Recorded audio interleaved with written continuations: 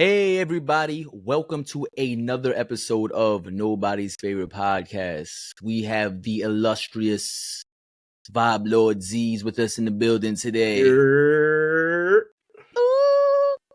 now I'm hitting the horns for me. You see that? You see that? We got sound effects and all that. Hit them horns. We got.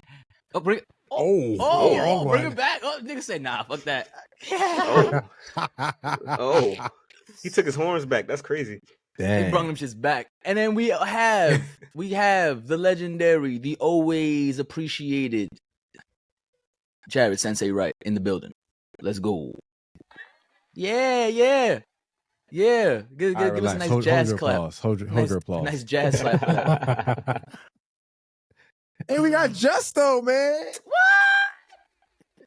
I was about to say, who are you? They know me, boy. Who are you? If they don't know me, they gonna get to know me. You heard? All right, man. So today, I'm glad I got my brothers on the show today, man. For those of you who don't know, these are two of the closest people to me. They are guys who know me very well. That's why I wanted them to be part of this podcast, this episode. That's why I wanted you guys to get to know them the way I know them. You know what I mean? We going deep dive into some relationship shit today. Damn, look at me, some fucking stuttering and shit. Yeah, so we're gonna deep dive into some relations. Like, hey, yo. Oh shit! Fuck, we have to rewind that again. Press that button again, bro.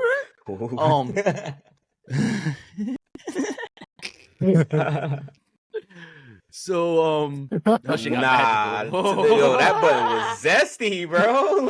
That shit was magical. Okay. Now I want to talk to you guys today. I want to discuss relationships, right? And I want to discuss different types of relationships, everything from marriage to coworkers to friends, all different types of relationships, and like how people do and don't value them, and how a lot of times people can misconstrue what a relationship is or who they are to somebody, which can be detrimental to a lot of people's livelihoods. So today I want to start with friendship. Okay. Yeah, I want to start with friendship today, man. I want to see, because I'll start too. I'll give you guys an idea of what I'm talking about here. So when I think about friendship, right, I think about people who may not have similar things in common, but they're people who want to have things in common. Like us here. We might not all like the same things, but we like each other enough where we're close enough that we'll try new things, right? So when I think of friendship, it's hard for me to navigate what friendship is these days with newer people, I guess millennials or whatever you want to call them, newer people, the younger fucking generation. The younger millennials. Yeah, it's very hard because I don't see it's. I think you guys can agree that we don't see our generation doesn't see friendship the same way the younger people see it, right? Like we have much more valued ideal of what friendship is. Like we see left and right these teenage kids killing each other, and they were just hanging out yesterday and now one shot the other, and it's crazy. It happens with our generation as well, but not as much as these young kids, man. Like, and it kind of blows my mind as to like where it's coming from, right? Like where do you guys think that this idea of, well, he's my man if he can benefit me, but if he ain't helping me get no money, then fuck him, I'm gonna shoot him. Like, where do you think that ideal comes from these days? I personally feel like it stems from, and I hate to be that guy, but like I personally feel like it stems from music, like and what people see on Instagram and or social media. You know what I mean? What they think is cool, like following trends of what other people are doing, like just like even with what was the dude name that killed his mans and then made a song about it? YMW Melly. Like allegedly allegedly killed his mans and then made a song about it. Like I feel like when that's who they have to look up to, like that's just kind of the energy that, you know, presents itself, and that was kind of glorified. Like most people know the lyrics to that song, know what the song is about, and still bump it, bring that kind of energy to themselves and around themselves. So like us growing up, we didn't have songs where people was talk about like killing their mans or nothing like that. Like I don't know any kind of songs like that. Yeah, I So can't think of it. it stems a lot from like social media and just that. Mm. I hate to be that guy, but I think that we as a culture have found new ways to measure the worth of life for one another, and we utilize those tools, those analytics, the money in the account, and we attach whatever that is to the actual value of the person. And so it's a little bit easier for us to let that thing go if it's no longer serving whatever it is that it was supposed to be serving. Yeah, I agree. And so because there's no value in it anymore, because we're the way that we're measuring value, it's easier. It's easy. Like if you drop a penny, let's say you drop a penny on the ground, you may or may not pick that thing up. But if you drop $100 bill, knowingly, you're going to pick that thing up. Yeah. And the only thing that's different is the value of it. Mhm. And I think that people are starting to see other people as pennies and not $100 bills. Yeah, I also feel like Absolutely. it takes place like it takes with like these kids' favorite rappers dying left and right. You know what I mean? Whether it be like drug overdoses and XYZ, it's like you build a certain numbness to it. Like I remember, like for Pop Smoke, for instance, for me, like as soon as I got attached to Pop Smoke as an artist, it was like he was gone. You know what I'm saying? Like as soon as I got attached to Tentacion as an artist, he was gone. Like as soon as I got attached to Juice WRLD as an artist, he was gone. Like so, I feel like a lot of it also has to do with just life expectancy and what kids are viewing and watching nowadays, no matter what race they are, just in the culture period. Like Jared said, like just in the culture period, it's just you build a certain numbness to it, which makes you value life a lot less. Also, I think that the only thing I have in regards to a conflicting perspective on that is that it was a time where, like, as a black man, your life expectancy wasn't over the age of 21. And we still weren't doing this. Like anybody who was over the age of 21, it used to be a culture term that we would be living on borrowed time. happy birthday, homie. You know what I'm saying? For me, you know what I'm saying? Like it was like, oh, I'm living on time I wasn't even supposed to have because I was supposed to be gone already. right? Right? Like that was the actual culture. I think that people just don't, because that's not the culture anymore. We just don't value one another the same way. We just don't value. We don't understand the value of friendship outside of it being transactional. Absolutely. I think I completely agree with you guys on that. And to speak on the point of you saying like we don't value, people see each other as pennies instead of $100 bills. You're absolutely correct about that. Like I think that a big problem why people think that way now is because of us, not necessarily me, you, and Z's, but of our generation. Because how many of our generation is even caring about the youth? Motherfuckers leave their kids. They out here got kids hustling. And back in the day when I was growing up, I remember, like what you just said, oh, people wasn't living past 21. I remember that being a thing in the hood. If you live past 21 or you make it past 21 without going to jail, you are like you're a fucking dove, bro. Like that you're a unicorn. How does that happen? You know what I'm saying? Luckily for me, I left the hood at like 17 years old and came to Pennsylvania, and that in essence literally saved me because I already know, like me and the people who I was hanging out with at the time have discussed this many times. We wouldn't be here right now if a lot of us stayed in the hood and did certain shit. So that was a real reality, and we valued our, like, it was a certain different type of value back then. Now it's like it's expected, like that you should kill somebody. Like we didn't want to die. We was like, fuck it, like you made it. That's dope, bro. Like fucking great. Now that people are like, yo, fuck that. Like I need to be rich by 21 because I'm gonna die anyway early because I'm a rapper.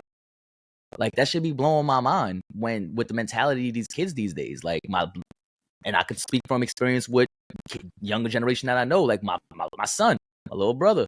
The mentality of these kids, they run around and they think certain shit is cool, and they think that they have to have certain stuff by a certain age, and it fucks up their entire train of thought. It fucks up their entire progression. It fucks up their determination, their drive, everything, because they feel like if they don't have it by this time, then there's no use in continuing to try. Like I don't get that. You know what I mean?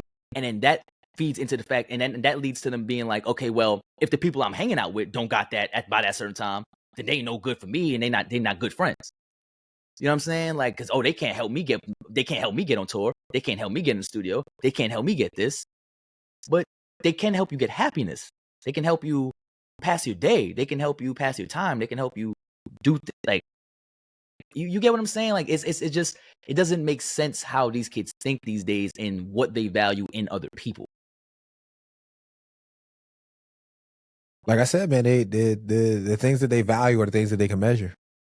It is. Everything is an analytic. Everything. Yep. Everything's a metric. Yep. And the numbers are going down. Put a metric on. I can't put a metric on you making me relax. I can't put a metric on you driving me to be motivated. I can't put a metric on friendly competition, as you guys kind of talked through, last week when we were talking.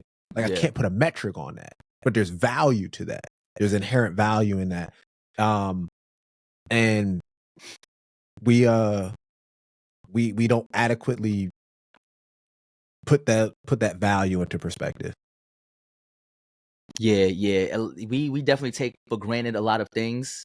And like even our generation who has more of a value for certain stuff, for friendships, for relationships, for companionship, we definitely still take things for granted, but definitely not as much as this younger generation. Like even with their family, this kids don't want to check in on their grandparents. Back when I was younger, I pretty much lived at my grandmother's house. Like I was there more than I was home.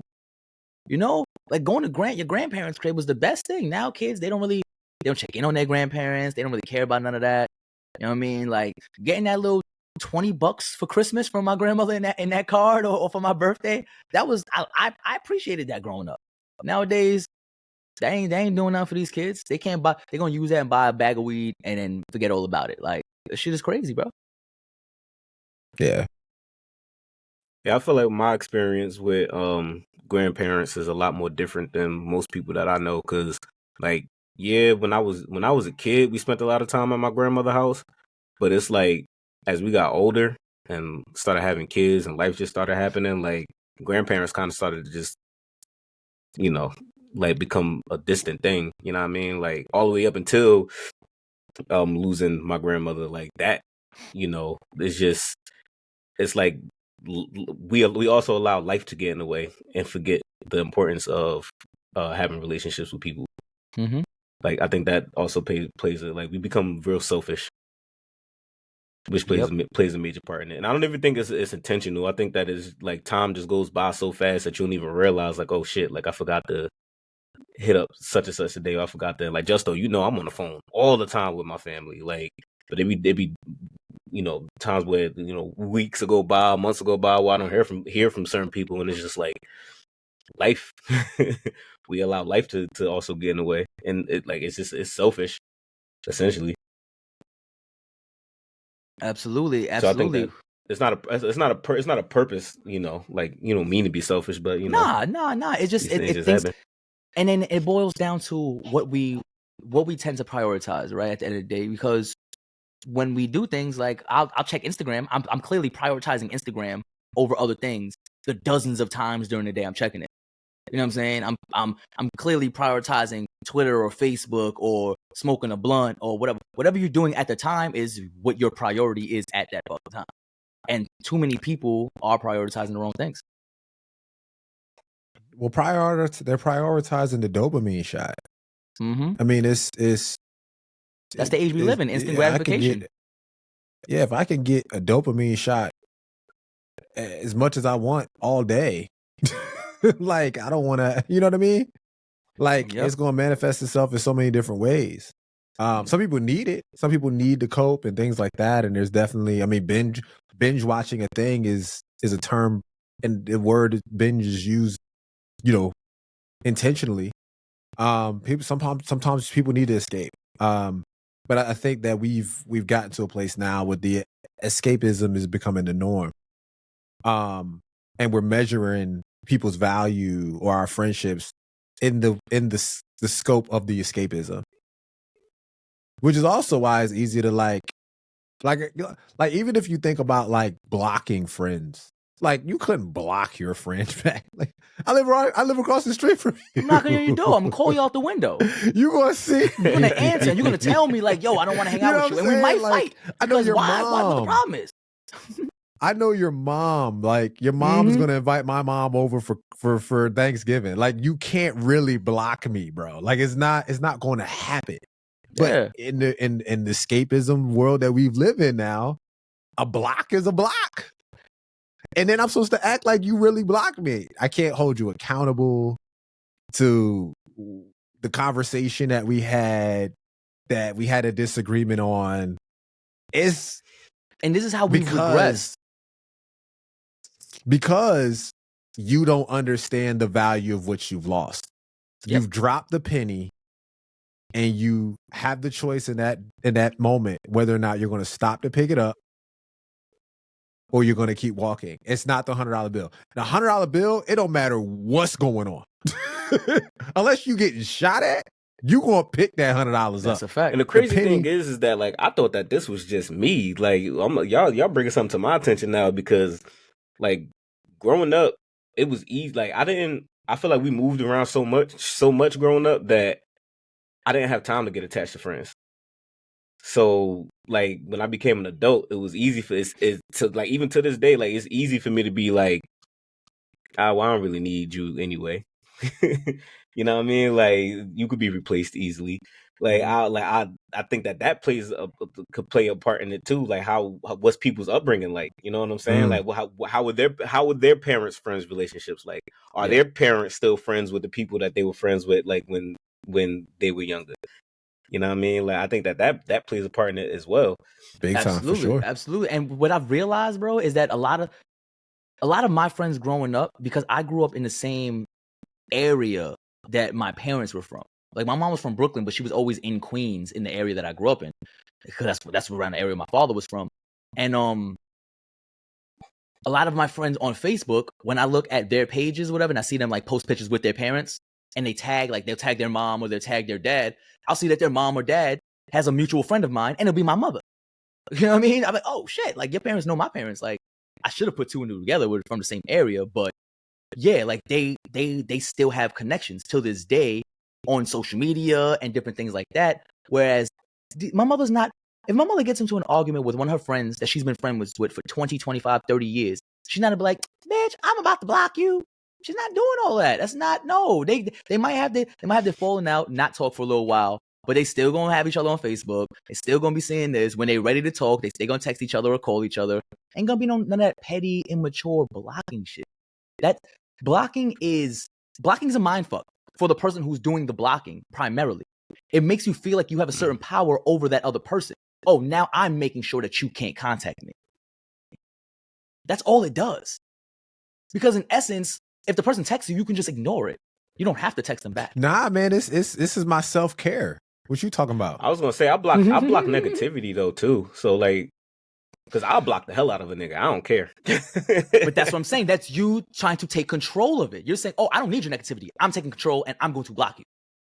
It's the same aspect in a person in your context.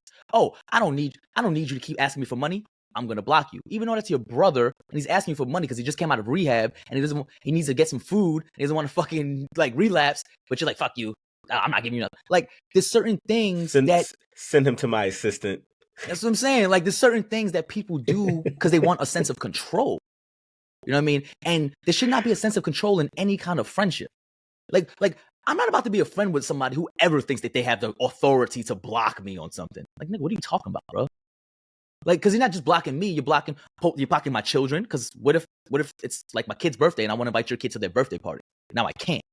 You know what I'm saying? You're blocking my wife. What if God forbid, something happens to somebody in my family and I'm like, yo, bro, like, I need to contact you for some reason. You know what I'm saying? Whatever the reason may be. You're not just blocking me. You're taking the authority of saying my life does not matter and I should not be contacting you for any reason. That's in essence what you are doing. And people, I don't think people should have that authority. I'm gonna block you and then hit Christian up. It don't make sense, bro. It don't make sense. Like like we've come into an age of people feeling that they have to have unnecessary power, and society has helped develop two real life diseases that didn't exist 10 years ago, like FOMO and instant gratification. Two things that go hand in hand. People, the fear of missing out, people will go crazy because they missed out on a concert, they missed out on a party, they missed out on anything. Hold on. What's that? FOMO, for me, is why this whole thing is what it is. What whole thing? What you talking about? Elaborate. Podcasting? God doesn't want you to know the difference between good and evil. And Adam and Eve was like, but if we don't take that fruit, we fear of missing out. Mm-hmm. I like how you brought that full circle there. That to me is not anything that's new at all. That's always been the thing. People think that there's more and they're willing to risk everything for people are literally willing to. Adam and Eve had the entire world and risked everything for FOMO. You're right. But so FOMO's always been a thing. You're absolutely right. But what I'm saying in the reference of now that we have social media, everything your friends are doing, you can see every party they're going to. Back in the day, I didn't know if there was a party if I wasn't invited to the party. I didn't find out about the party until the next day at school after the party was already done. I can't have FOMO if it's already over. You know what I'm saying? And so on top of that, like social media has made it so people feel the availability, like social media availability. Because the fact that we even know all these people even dying, like, you know what I mean? Like, availability and access has turned FOMO from a problem to a syndrome. Has taken the fruit in the garden and multiplied it by every fruit in existence. Absolutely. And what it's caused now is the need for instant gratification. Oh man, I'm gonna miss out on that. I have to do this. Oh no, I can't miss out. I have to be there. I have to do this now. And it decreases the value of what we currently have. Yep. Because there's so much more that we could have, or that there's so much more that we think we could have. So like, even if we're talking about from the place of the party, man, you was at a party and now you know about another party and you're like, man, I wish I was at that party too. Because that party looked like it was more girls over there. You know what I mean? like I'm so here with my boys. We all here, but I want to be there because there's girls there. That's crazy. And you can put a filter on it, and you can make it look a way that it's not really, and people be envious of the experience that you had, even if reality wasn't better. Even if in reality you weren't even having a good time. You didn't post no pictures of yourself looking miserable. You just posted the environment. That's what I was about to say. A lot of people don't even realize that most of the people that's posting pictures with them smiling and having a good time and stuff like that, like people hide and they hurt on all over social media, and then we looking at the pictures and stuff, thinking that their life is just 100% and they got everything figured out and they doing everything that they set their goals out to be. They're not showing. Nobody ever shows the failures. Nobody shows the failures out. Nobody posts the failures. Everybody only posts the result, but nobody posts the failures. Like, I think that is something that people need to also realize too, is that like everybody don't all got it together. Like, I be having conversations with people that with certain people that listen to my music, and when I rap a certain kind of way, whether like if I'm doing like an upbeat song and it's like a song that's uplifting and trying to bring people to feel better about themselves and X, Y, and Z, and then I'm posting on Instagram about feeling better about yourself and X, Y, and Z, like people will look at that and be like, oh, he's really happy. Like, nah, nigga, I'm kicking and screaming inside just like you. I'm dying inside too. If anything, I'm pushing this out there because I'm trying to bring that kind of energy back. So I'm just pushing the positive energy out and constantly pushing positive energy out. But I think that's another thing that people don't really realize is that like it's all fake. Yeah, a lot None of it. of A it's lot of it is real. not. A lot of it is. A lot of it. I want to say a lot of the majority of it is deceptive perception. Like we're perceiving something to be something that it's not. You know what I mean? Like we look, like you said, all the filters, all this and that, and the glitz and the glam, and it ain't what we think it is. But more importantly than it not being what we think it is, it damages our relationships. It makes us think that, oh, these people are doing things without me. They must not really be my friends. How could they not invite me there? Bro, it was his grandma's 92nd birthday party, bro. Like, just because he took a picture with his cousins in the backyard don't mean they was out there listening to Chief Keef and Lil Durk, bro. Like, relax. You know what I'm saying? Like, you you also have to know. I think for me, right, even the flip side of that is that the people that I have friendships with, I know the parties to invite you to. I know the things to invite you to, and I know the things not to invite you to. I know you well enough to know where you need to be. Yep. And trusting, and people that know me would have to trust me well enough to know that I have their best interest at heart. I think we were talking about that even a couple weeks ago. I was talking to a family member, and I was like, I ultimately believe, I ultimately believe that people are doing their best and that people have my best interest in heart until they show me that they don't.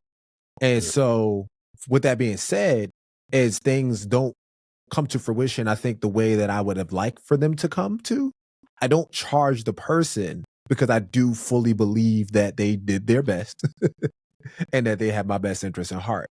And so, and there are other things outlying, outliers in that may have prevented whatever the end result to be less than desired.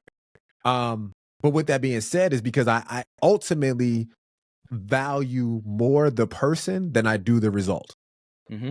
And so for me, in order for me to maintain the value of the person, I have to ignore the result. Because the person ultimately doesn't really have any control of the result. They don't. Yeah, that's true. I recorded a podcast 3 times today, and I've been recording podcasts forever. And if I only had 30 minutes to do it today, I wouldn't have had to complete a podcast today. Because my first were dubs. But that doesn't mean that the first 2 times I didn't do my best. It was just things that I didn't check off. And it were things that just happened, that the garage door opened up downstairs during the recording. Yeah. Right? Yeah, you're You know right. what I'm That's how I saying? feel. That's how I feel right now with this microwave going off behind me right now. Don't even worry about it. I Don't thought that even was worry a about it. It truck is what it backing up is. outside, bro. It's driving me crazy, bro. You're absolutely right, though. People are way more I think that in focused order on for the me to result. maintain, value in a person, I can't focus on the result. And the reason, and the part of the reason that started that for me was that if I look at my sin and I put that up against my value or how I think God values me, it's over with. It's over with. No, for me. I agree. You with see that. what I'm saying? I somewhat agree, though. I agree to the extent of you're right. You should never judge your friend on the result, because you said the result, they can't always control the result. But I can't judge it on the person either. I have to judge it on the attempt. Because if I keep judging on a person, I'm going to keep giving you chances, and you're just gonna keep fucking me over. So I have to judge on the attempt. Even if you weren't able to give me a proper result, at least you tried. Like, you didn't just say, "Oh yeah, I got you, I got you," and just left me in the dust. That goes into the first 2 points, which is, do you have my best interest in heart? And if you did your best, right? Steph Curry will shoot 15 for 16, and then he'll shoot 5 for 16. He did his best in both games, right? That's what I'm saying. Mm-hmm. That's what I'm saying. Like, no, I agree with that. I have to get it to that point. If I get it to a place where it's transactional, then I'm keeping score. And it's so crazy that you wanted to have this podcast today, Justin, because we did not talk about what we talked about yesterday in 6th grade, which is friendships and defining love biblically, obviously, but patience, kind, doesn't keep track of trespasses and wrongdoings, is not proud or boastful. Like all of those things are what we kind of talked about yesterday.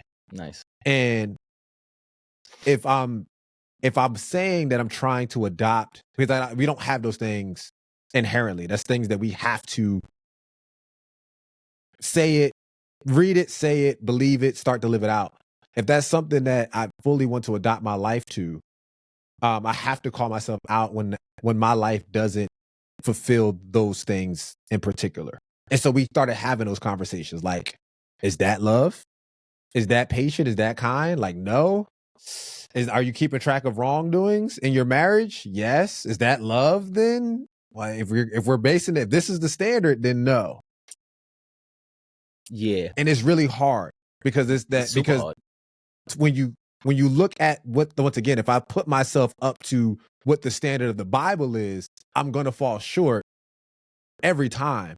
And God still says that I'm the greatest thing he's ever created. And not just me, but every human being, right? So that's the inherent value I think everybody has. I'm trying to get to a place where I'm always living from that space. But that's not the value system of the world. And that's unfortunate that that's not the value system of the world. What's even more unfortunate is that that's not the value system of moving beyond friendships to romantic relationships, marriages, situationships, whatever you want to, whatever type of romantic encounter you have with a person. It's just there's no value anymore. Like so many people, and it's crazy that they call them, they're like, oh, you're mad old school. You're mad old school when you do certain things. Like how I'm old school because I show love to my woman. My woman's old school because she doesn't mind like washing my clothes or doing dishes. So like, I'm glad that you said that, right? Mm-hmm. So, at my place of work, right? I got these two people in there that is a guy and a girl who this girl there's a word went for to a married man. It's called a job.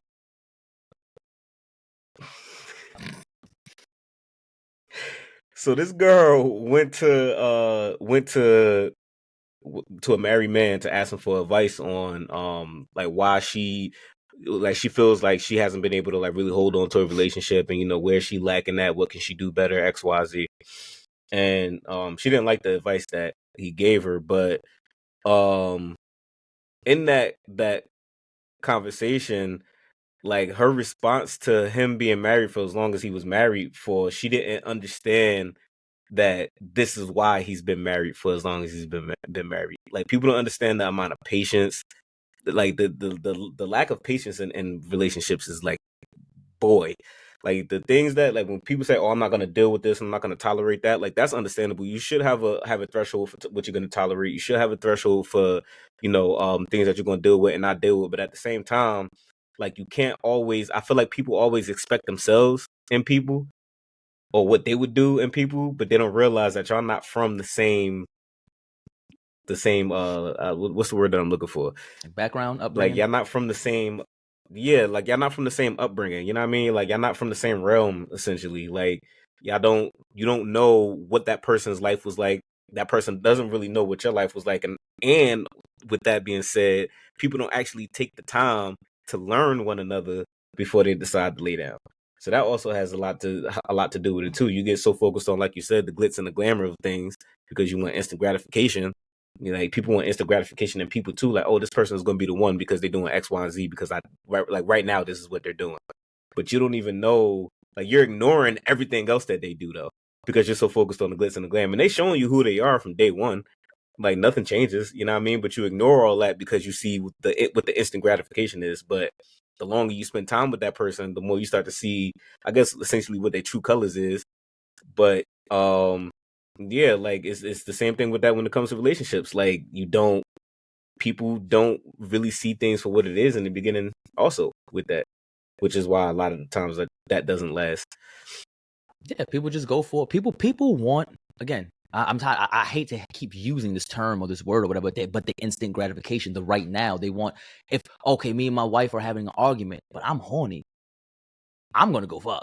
So I'm going to go find a prostitute. I'm going to go to a strip club. I'm going to get drunk and hit up my ex, or I'm going to do something to get that instant gratification tonight.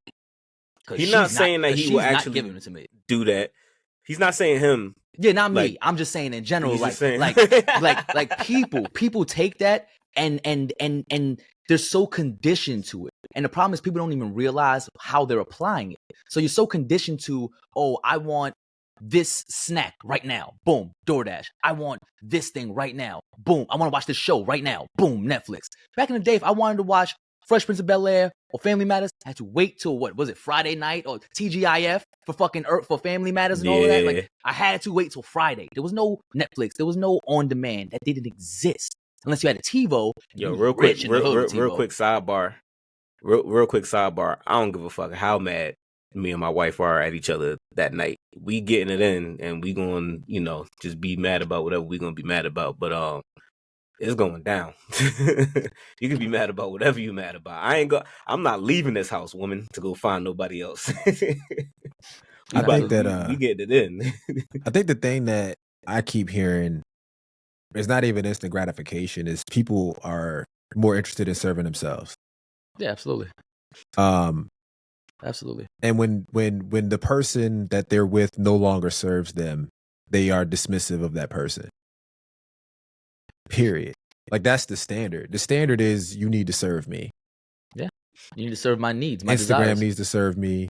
When Instagram goes down, everybody runs to Twitter because Instagram is no longer serving them, and they all want to pout about why Instagram is down. Right? And not to cut you off, I want to speak on that. I want to speak on what you just said. People running to Instagram and Twitter because shit is not serving them, right? And then they get mad at Twitter and Instagram, the pages that they decide to follow, and be like, I'm taking a social media break. Bitch, you follow these pages. You wouldn't see this if you didn't decide to hit the blue button. So now you're mad at your own life choices. Crazy. Continue. Well, I mean, even like from let's take a step away from even like friendships. So like, oh man, I love this celebrity. This celebrity speaks for me.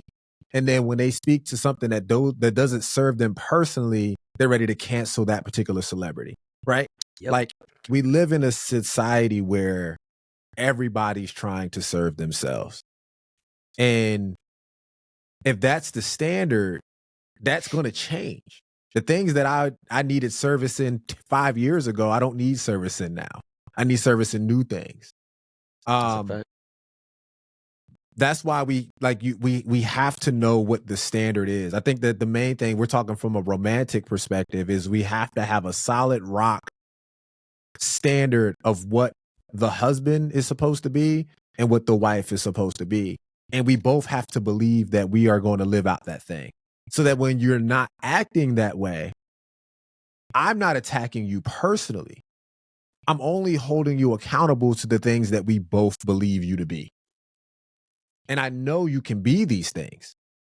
Matter of fact, I know them so much that I'm willing to stick with you even when you're not these things. I think that's the first thing. The second thing is, as far as my marriage is concerned, I'm not just married to Chelsea.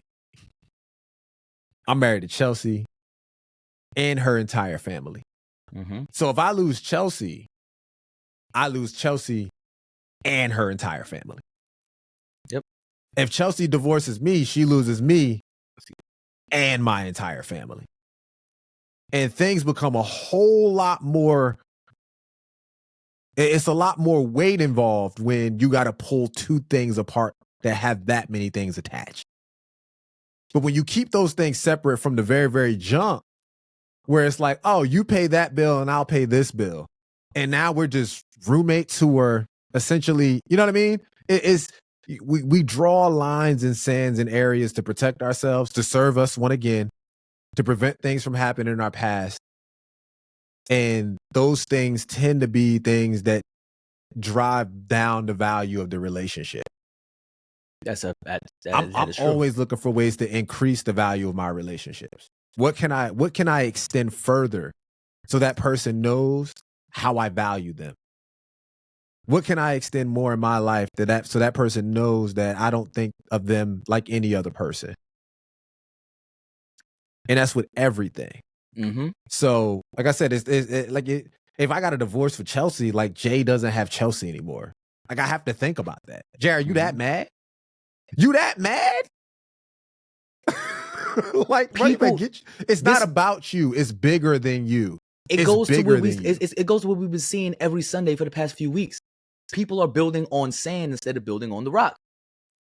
So in essence, it's bigger than you, bro. In essence, all these people. All of this stuff is. There used to be a bigger than you. There used to be a time where marriage. Okay, you love somebody. I want to assume that the majority of marriages are based on love, right? Of course, there's other factors, but I want to assume it's based on love. You're gonna marry this person because you love them, right? So, but that wasn't the rock. The rock wasn't love. Love gets shaky. Love is like sand. It can move. The rock was the belief. What was the belief in the marriage? Why are you getting married? Is it at one point it was a religious thing or it was a cultural thing? Those were the two major reasons why people believed in the institution of marriage. It's in my religion. This is what we believe. This is what we do. When people love each other, when there's a union, they get married. If people don't have a certain religion, they still have a culture. Culturally, this is how our unions are. We have a wedding. We have not necessarily a wedding, but we have a ceremony. We become one. This is our union. This is our marriage. Nowadays, yeah, people might still be in love, but the rock now is business. It's all business agreements. Oh, can this person help me pay my bills? Is this person going to get rich? Do I want to spend my money on this person if I become rich? Can I see myself building a business with this person? Like, that's all it is these days. Everybody's looking at it from how they can benefit themselves. I feel like you should. I mean, just me personally, I feel like you should get married for security. I don't think you should get married for love. Because like you just said yourself, like love is shaky, love moves. You know what I mean? Like that security shouldn't be money though. Analogy that y'all use. Like I feel like it's like people should get married for security, not financial security. You know what I mean? Like not only financial security, because financial security should kind of play a part in it, but it also should be are you willing to deal with the ups and the downs, not just the ups when it comes to financial security? You know what I mean? Because it's not always going to be up. It's going to be times where things are going to get rough and your marriage is going to be tested through financials. You know what I mean? Like, but that security of the security, kind of security I'm talking about is like actual security. Like, can I, if somebody was to break in the house, you know what I mean? Like, are you going to be able to keep me and the family safe? You know what I'm saying? Like security like that, like security like if the car breaks down in the middle of the road, can I depend on you to, you know what I mean, come out there and do what you can, whether it be to call AAA if we got to call AAA, or change a tire if I need a tire change and things like that. You know what I'm saying? Like I feel like you should have things to bring to the table other than just love. Absolutely. I think that oh, go ahead. No, I was gonna say absolutely. You have to bring. I was just saying, love should be the bare minimum you have when you get married. Like you shouldn't marry anybody you don't fucking love.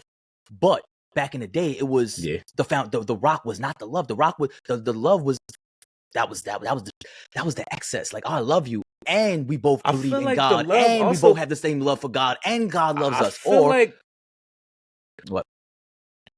I'm sorry to cut you off. Like I feel like back in the day, like they didn't get married because they loved somebody. Like back in the day, like they got married because it was, what can you do for my daughter?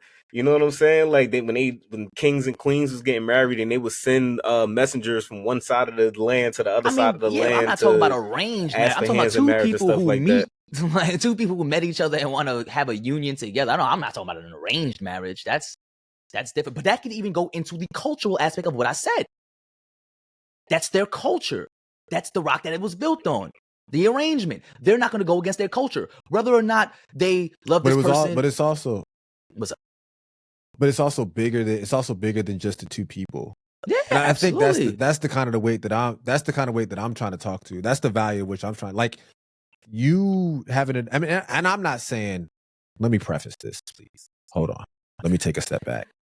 If you are in an abusive relationship, do not stay. Oh, come Let on. me Yeah, just of say course. that Of course. if you are in an environment where it is actually dangerous for you to be in physically, mentally, spiritually, get out. Yeah. I'm not stating that. Now that's not biblical. Biblical is the only thing is adultery. But I can't advocate for somebody getting hit on Yeah, nah, like not at all. physically and then saying that you No need to type tough of that out. abuse. Physical, sexual, mental, none of I that. can't. I saw. So let me preface it there. But Yeah, Diddy. right. But it was even I'm in sorry. those. I'm sorry to cut you off. Just real quick, bro. Y'all too serious for me.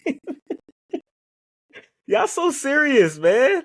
What do you mean? Y'all Because so bro? serious. I'm trying to bring value. Yeah, we've laughed. So we is bigger than just you. I think that's what I think for me. I mean, love, the word love. You're supposed to love everybody. Like, period. That should be bare minimum. You should love everybody from the CEO to the homeless guy that's asking for $1. And if you love him enough, you should give him one. Right? Yeah. Like That don't mean be that in should love. be That don't mean something just give that your butt out to everybody. Don't be in love with everybody. yeah, no. Not be in love. But love being a place that you exist in totally should be where you just reside, right? I think a lot of people would just lives would change if we just existed from a place of love. Like, everything would be different. But then it would be too easy. No, it wouldn't. It wouldn't. I mean, so it's Love is still a fight too, because people piss So you off, and it's hard to love them when they make you mad. wait. So I don't want to attain heaven because heaven's gonna be too easy. Because that's what I think heaven's gonna be.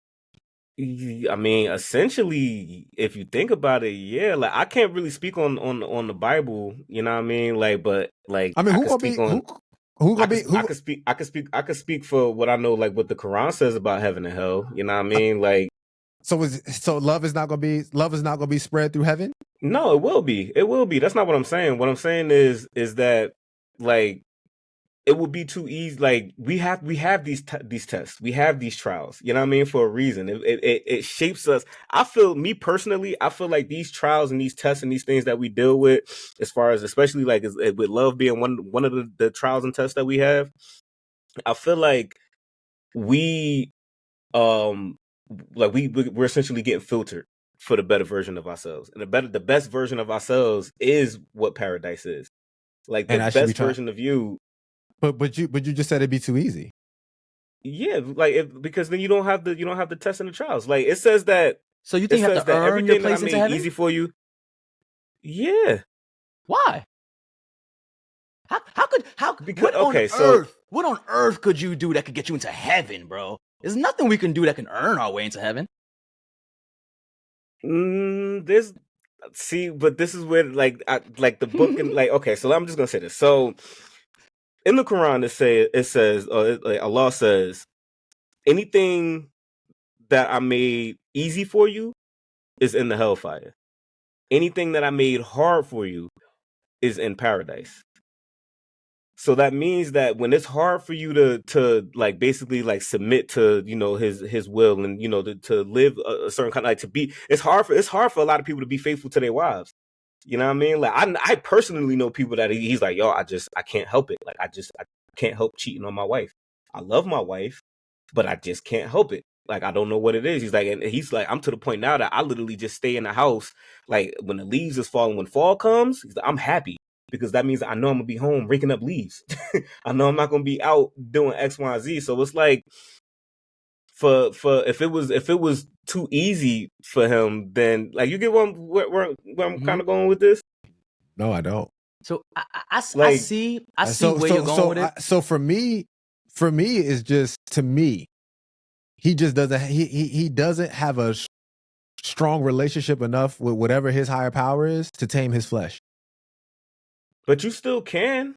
I know people who pray, who do everything that they feel like they do, and they still struggle. We all have our struggles. Nobody's saying you're not going to struggle. No. Wait. That's not what I said. I said he doesn't have enough. He's laid down and submitted to the thing that he knows is detrimental to him. Not like I'm trying to get over this. Matter of fact, I love it when I have no choice, because when I have the choice, I'm going to do. You are continuously submitting to your flesh and saying that no matter what my spirit says, in order for me to do right now, I'm going to do what my flesh tells me to do. Yep. So and whatever your higher belief may be, whether it's God or your marriage, that's what's going to stop you. You're like, not God. You think about going to cheat on your wife, think about God. Oh, no. That's going to stop me. You think about going to cheat on your wife, think about your fucking wife. Oh, no. That's going to stop me. It's that easy, bro. Or that easy. You know, for you think about the earning of getting into heaven. If I continue to do this, there's no way. But for some people, that's hard. But for some people, that's hard. That's because they don't have a higher belief. They don't believe in something more than they believe in the pussy. You don't believe in God more than you believe in pussy, bro? Because that's the only reason why you would go to cheat on your wife before you like, nah, that's not what I'm supposed to be doing. You have I'm not. What I got from when you saying said that. I'm just saying that when you get to a place where you're like, I can't do nothing about it, I'm like, wow. I mean, that's the part for me. That to me means that whatever you can't do nothing about means more to you than whatever else you believe in. Like a heroin addict. So how do y'all? So I was about to say. So what do we say about people who? Because like sex is just an addiction, right? Like alcoholism is an addiction. Like mental intoxication is an addiction. But there are people that are. There's people that go to rehab for sex. They are. But and there you go. There's something that they care about more than sex that caused them to go to rehab. They don't want to be addicted to sex. So they believe in something. So they went in and fought. They did something to fight that instead of going to church. Like, I mean, church man said that some people's church is rehab. He's happier He said he's happy finding things to do around the house. That's his form of rehab, right? Because you don't necessarily have to go to, like, if you find a way to, you know what I mean? Like, prevent yourself from doing certain things. You're doing that to prevent yourself from... That's kind of hopeful thinking. Like, you have to have a really shitty house to every single day you're going to fucking be able to clean something up to stop you from smoking crack, bro. Like, you got to have a real dirty fucking house. Like, so... Or build a chair. Like, it's more than just build a chair. Like, so there's plenty of things. I mean? But certain things give you structure. Like, you sitting in your house building a chair by yourself, you get mad. You're like, fuck this shit. I'm going to smoke. I'm going to go hit a rock. Boom. You're going to go hit a rock. If you're in a church or in a rehab or in a facility and there's people that are there that can help you and they see that, they're like, oh no, this nigga's about to drop the ball. Hey bro, come on, let's go do this. I ultimately think that, Aziz, you are right in regards to it is hard. It is difficult. I think that the things that are put into place in any religion is designed so that everybody that lives it out lives in a place of love. So as a Muslim, and I don't know a lot about Islam, but as a Muslim, if you are speaking to God 5 times every single day, and your God loves you, and you believe that your God loves you, when you get up, you should love people. Oh yeah, period. Absolutely. No. Like, period. Absolutely. And so that's hard to do, but that should be what the goal is. And so going back to the original statement, which is love is the bottom line as how we should be treating each other. Like, it wouldn't be hard. The only thing that would be hard is that everybody would need to maintain the disciplines that are aligned with whatever their higher belief system is. When they leave out from those places, it should be actually very easy. If God loves me way more than anybody else could love me, and then way more than I can even receive, then the extra love that I'm giving, I'm just trying to give out. God is blessing me with an iPhone, and I'm trying to get on he's blessing me with an SM7B, and I'm trying to get on a podcast so that I can give people information. Not so I get on here and like just bull. Like I'm trying to love y'all the way I know God loves me. Because y'all may not get this from God right now. Yeah, but also in that though, when people also don't have an understanding of the devil and what his abilities are, when you leave certain openings for the devil, like, we all are born with our own natural temptations, right? Like, we all know that we have things that are our desires. You know what I'm saying? Like, we all have to fight our desires every day. I don't give a fuck. You got to fight your desires every day. You know what I mean? Like, for sure. But for a lot of people, when you leave an opening for those desires to for the devil to infiltrate and pull you closer to, you know, what God doesn't want for you. You know what I mean? Like, those are the things that I'm saying that, like, it would be too easy. You know what I'm So- saying? Like, because for us, like, we already know that we gonna sin. You know what I mean? For all of us, I'm talking about humanity when I say us. We already know that we're gonna sin. You know what I mean? That's without saying. I don't care what the belief system is. We all have that underlying. You know what I mean? Like, so we have to seek that repentance.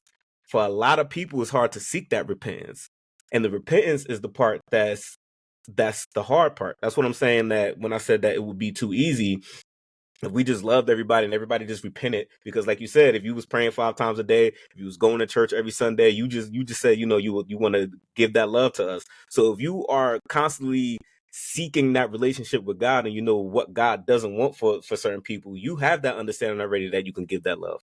You know what I mean? Like, so that's easy for you. But for a lot of people that don't have that and lack that, like, it's not. It's hard, and it would be too easy if we all just loved each other. There would be no repentance. Nobody would have. There would be no, like. I disagree, because I feel like it's easier for me to repent because I know God forgives. Like, it's because I have a relationship with Him, and I know even in the sin, when I didn't know Him, He's been blessing me and He's been forgiving me, and He's continued to making sure that I'm keep a roof over my head and da da da da. In the midst of me doing, it's essentially turning my back on Him. He's still somebody I can go to. It's much easier for me to be like, yo, God, I messed up today. I know you know I messed up today, but I messed up today. And oftentimes our earthly fathers and how they father us is how we think God is a father to us. Absolutely. And so if your father is somebody who's angry, or somebody who chastises or disciplines harshly or whatever, we tend to think that. And once again, it would make it easy. When Adam and Eve bit the apple, what did they do? And from a biblical perspective, it said they were naked. They realized they were naked and they covered up and they hid, right? So, like, it's not easy. But God, even in that moment, was like, where y'all at? Why y'all hiding? I know what y'all did. I know what y'all did. I know what y'all did. Stop hiding. You don't have to do that. And I think that type of love, if you live from that place, the bottom line structure, just relationships, the value is going to be drastically different. The American system values the 7 deadly sins more than we value anything else in the world. All 7 of them. That's the American value system. That's the world. That's not the world. That's America. Yeah, that's the world we see. No. There's a lot of countries that are the government it's a is lot. religion. It's a lot of the world, but it's not the world. It's not the world. It's not the whole world. No. Not all 7. And it might be some of them, but it ain't all 7. It ain't lust and greed and gluttony and pride. It ain't all of them. America is man. all of them. I was just watching a documentary that blew my mind. I don't really want to speak on it too much because it's going to take us off topic, but boy, oh boy. So I've listened to you guys. I was like, I've taken it in. What you got for us, Jeff? I feel like the word hard is being used too easily here. Like, I don't see it as hard. Like, only things in the world that are hard are things that you don't know how to do, or things that's it. Do you know how to ride a bike? Yes, it's not fucking hard then. You can get on a bike and you can ride it. It's hard for somebody who doesn't know how to ride it. Do you know how to build a house? Yes. Okay, so it's not hard for you. It's hard for somebody who does not know how to build a house. Do you know how to do this? Things are only hard when you don't know how to do them. Or things are hard when you don't know what the aftermath is going to be, because you're cautious about it, right? You're religious. You go to church. You know beating your dick is wrong. It ain't hard not to beat your dick, bro. Just be like, oh shit, I'm not supposed to do this. And don't do it. Like, it's really that simple. It's not hard. It's not. In essence of, if you know why and how this should not be done, don't do it. You know adultery is wrong. Yeah, but there's people you're not going to go. But there's people that, I'm sorry to cut you off. There's people that that live in the house of God, essentially, right? No matter Mhm. what religion, and they still struggle with porn addictions. I think And that's the biggest. Isn't that like the biggest thing that we have right now in America? Is it is goes the porn back, industry is like the biggest addiction that people got? For sure. For and sure. and Lust. I mean, for me, it just go back to lust. yeah, But yeah, lust. porn, It's lust. for sure. And but to me, that goes back to what your highest belief system is. Your highest belief, regardless if you're in the church or not, your highest belief system is not the church. It's not God. Because whatever your highest belief, when your highest belief system is money, guess what? You don't let niggas owe you a dime. If a motherfucker owes you money, you go kick in their door and you will get your money, right? When that's your highest belief system. How? You go kill a nigga for money? Because that's what you believe in, but you won't stop beating your dick for God? So that doesn't make sense to me. That doesn't correlate to me. You know what I'm saying? Things are hard when you don't care about the outcome. I mean, when you don't know the outcome or you don't know how to do it. Things are easy. Essentially, yeah. Yeah, things are easy when you don't care about the outcome and you know how to do it. I guess let me say it this way then. For what you just said. So people who have an addiction or something that's hard for them to stop doing, they don't know how to stop doing it. That's the hard part. That's the hard part. They don't know how. I've been doing the thing. I mean, even we're talking about, for biblically they're called strongholds, right? So it's like this is a stronghold in my life that I've been trying to overcome. My relationship with God has convicted me strongly to where I don't want to do this thing anymore. But my flesh, once again, this goes back to like taming your flesh. Mm-hmm. My flesh desires it. There's certain things that my flesh desires. It's not even sin at this point. I wake up in the morning and the taste of coffee just marinates on my tongue because my body's like, it's time for coffee. Conditioned. That's not a sin. Mm-hmm. That's what my body is now. That's a stronghold that my body has now on me. Mm-hmm. And I have the ability in that moment to be like, I'm going to listen to my flesh. I'm going to go downstairs and I'm going to make this coffee, or I'm going to spend time with Jay and that coffee desire can wait until I get done, right? And you have the ability to make those decisions. I think that for people who've never done a thing like broken a stronghold off, you have to know how to do that. And there's several ways you can do that. But ultimately, I think that, and I'm about to bring this all back into the podcast, it's something bigger than you. Mm-hmm. You have to have something outside of yourself that knows you well enough, that you've shared with and been vulnerable well enough with, to be like, yo, I know you have a porn addiction. I don't ever want to see you do it, but have you done it in a week? No? Great. If you have, do better. Do better, right? Mm-hmm. It has to be bigger than you. Absolutely. And that's any relationship. They say Jesus was asked, what's the most important commandment out of the 10? And Jesus was like, stop playing with me with these questions. And he was asked again, you stop playing with me with these questions. He ain't say stop playing with me. I'm summarizing. I'm giving you the black American version. You modernized it. It. Yeah. And then he was asked one more time, and he said, the first and the most important commandment is to love God with all your heart, all your soul, and all your mind. The second most important commandment is to love each other as you would love yourself. Meaning that none of this stuff is about you. In fact, everything in your life would be drastically changed if you loved God first and loved other people as you do yourself. It wouldn't be no killing. It wouldn't be no stealing. It wouldn't be all the other stuff that we worried about doing wouldn't even be happening. And that's the heart of it all. And that's why I have the belief system that I have right now. It's the heart of it all. It's bigger than me. It's not about, Jared, it's not even about you. It's not nothing. None of this stuff is about you. It's all about God. Mm-hmm. And that boils down to even in biology, right? If you want to take it to there, in biology, scientifically, it's humans' basic need is to believe in something, anything. It's a basic human need, right? What is the number one thing you just said?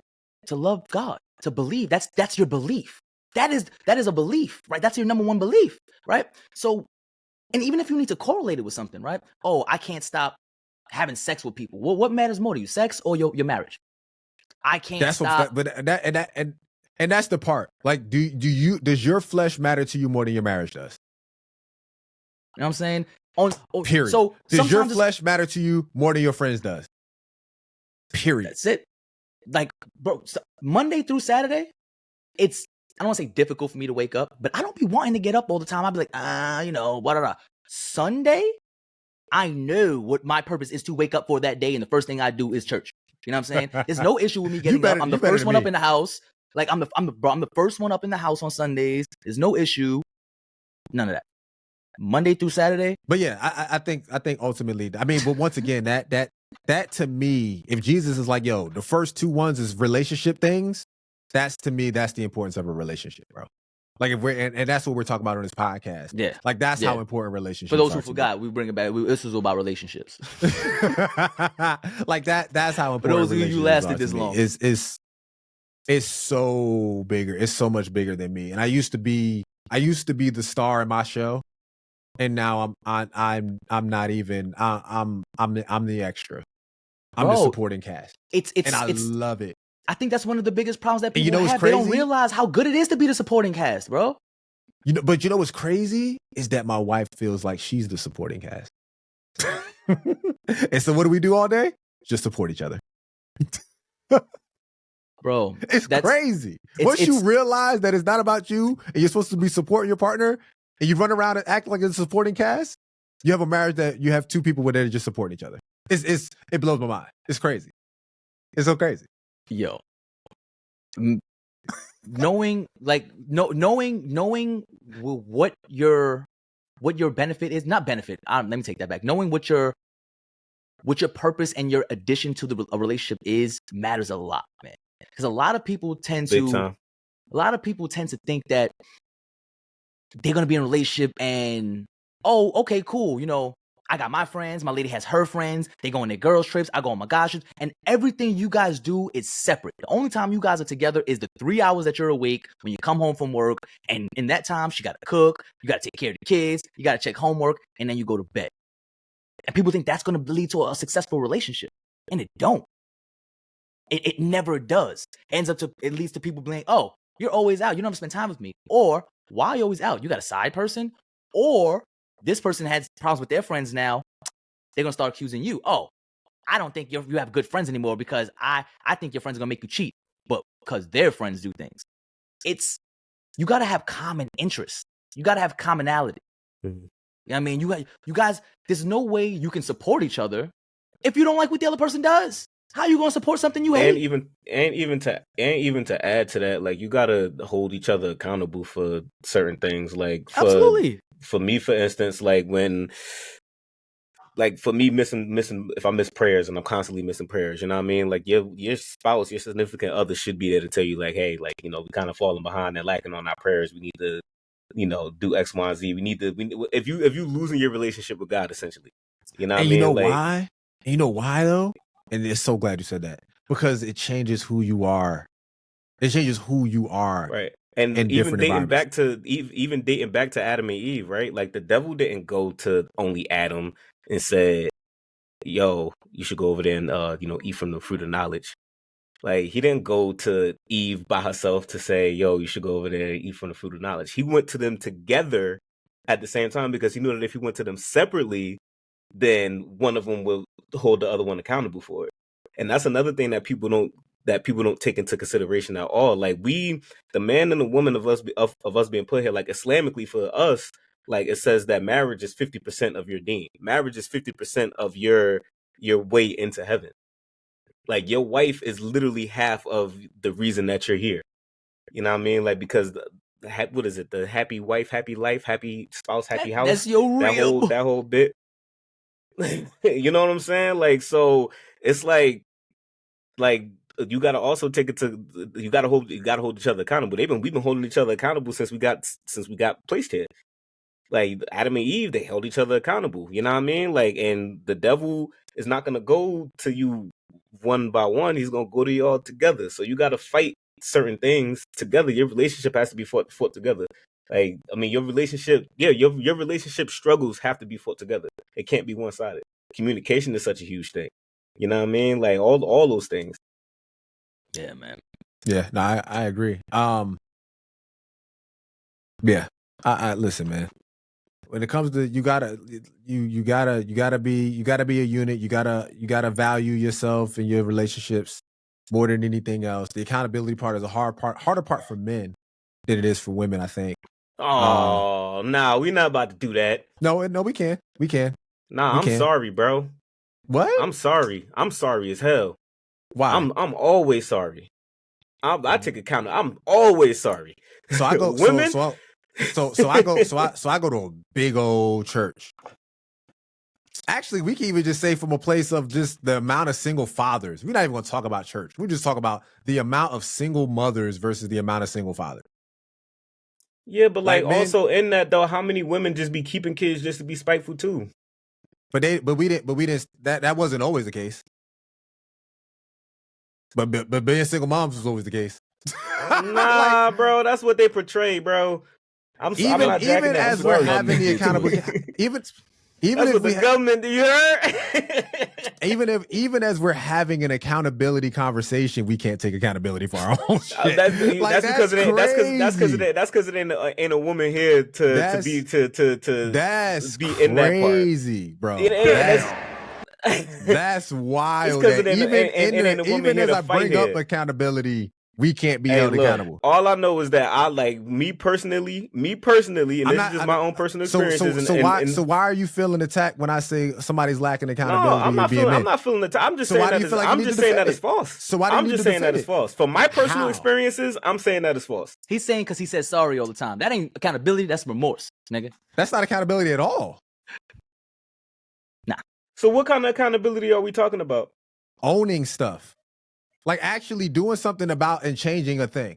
Like men don't change things saying about sorry them. one time and making sure you change it so you don't have to say sorry a second time. There's actually a thing that says men don't grow up, we grow old. Like this is actually a thing. We don't grow up, we grow old. Like men have a hard time with accountability. I'm not jacking it, bro. Okay, you ain't got to. The great thing about it is you don't have to, but there are things that us as a friendship haven't held you accountable to, or when we do, you don't hold yourself accountable for.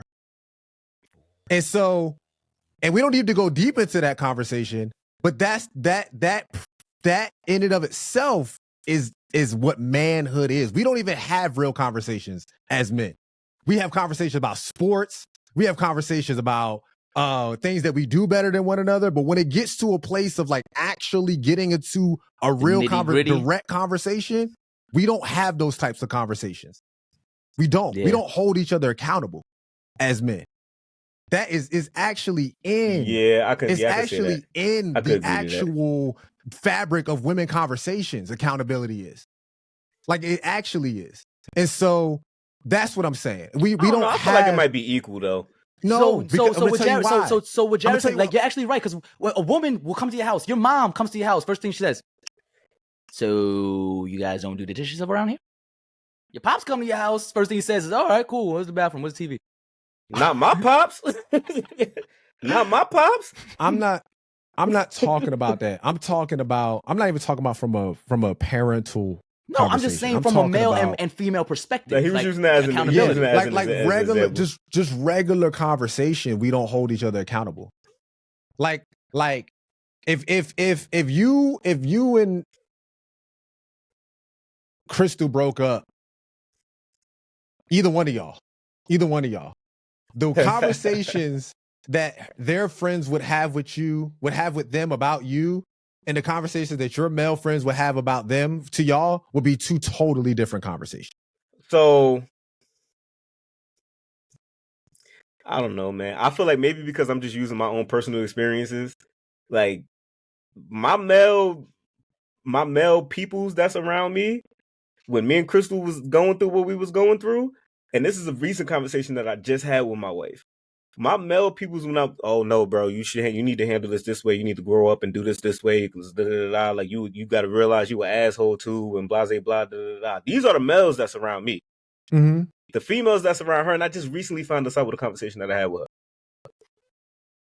She just told me that her best friend played a major part in why we was going down the slippery slope. A major part in what they had an episode on the Boondocks about it, right? All good jokes contain true shit, right? The episode where Granddad was dating a one woman who was on the phone with her friend, and her friend was like, "Oh no, girl, you need to." Da, da, da. I'm pretty sure, Justo, you seen that episode? That was the one with cheddar biscuits. Shorty was getting the cheddar biscuits. It was the episode where old girl ended up blowing herself up in the car at the end of the episode. Oh no, I don't remember. Like, yo, hold on. Speaking of even that, and I'm not even worried about the Boondocks episode. I'm talking about, yo, I don't know why that girl acted like that, bro. I ain't even do nothing, bro. I just cheated on her like 15 times, and she acting crazy. She acting crazy because you cheating on her like 15 times, bro. More niggas in this world are why she's acting Blueface crazy than are not, bro. That's like, that's what I'm saying. Like that is what men, like, we are the best, like, bait and switches ever. Like, we got that thing a lot. I feel like it's equal. Girl, that's just me personally. I feel like it's equal. I feel like it's equal. Like the double entire show of Martin there's double standards. There's the double entire standards. show of Martin was that man not taking accountability for. So like even for something as simple as this, right? Like, let's say you in an industry where you're working with young teenagers who have to serve older customers, right? And let's say one of the teenagers is a male. He goes out there with these older women. They flirting with him. They hitting on him, calling him, all kind of crazy stuff. They go to smack him on the butt, right? If he starts crying, that boy get called all kind of bitch. He a sucker. Why you crying? Like, oh, man up. Da, da, da, da. Like, that's what would happen in a sense. That's what happens to the boys, right? But if it was the other way around, and the dude was to do that same thing to a female, is, oh, now we got to attack that man and we got to do this to that man, the XYZ, because that man shouldn't have been doing that to the. Like, I feel like it's even, bro. I really feel like it's equal. I feel like the levels of it's a double standard. I feel like there's a double standard to accountability. No, I feel like there's just certain things that are masculine and are certain things that are feminine. Like, it's not masculine to get slapped on your ass. Like, that's like it's so also, if you were to get slapped on your ass and start crying, like, there's nothing about that scenario is masculine. So I feel like that's like, I'm talking about in the sense of like being touched, or like, you know what I mean, like feeling like molested or groped or something like that. It's still uncomfortable.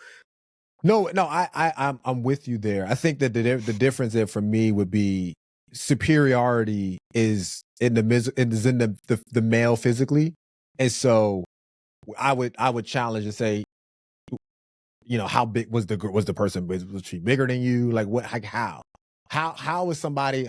It's like how is a child gonna do anything to me physically? It's just not gonna happen.